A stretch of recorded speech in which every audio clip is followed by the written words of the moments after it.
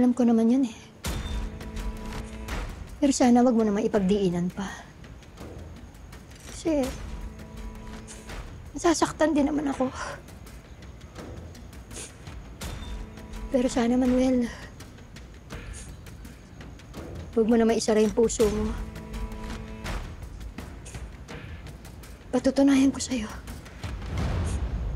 Dapat pa rin ako mahal. Kaya kong talikuran yung hustisya para sa anak natin. Para lang iligtas yung anak ni Felma.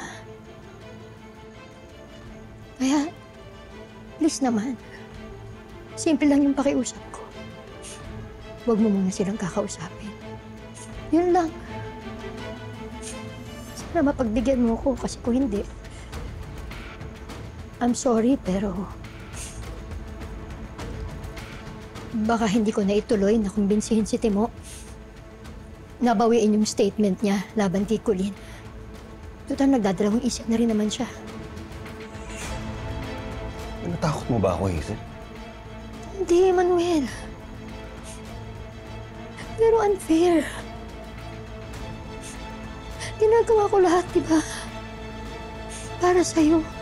Para sa anak mo. Tapos yung simpleng pakiusap ko sa'yo, hindi mo mapagbigyan. Maging patas ka naman. Dahil kung hindi, buti pa siguro, bumalik ka na sa kanila. Huwag na nating ituloy yung usapan natin.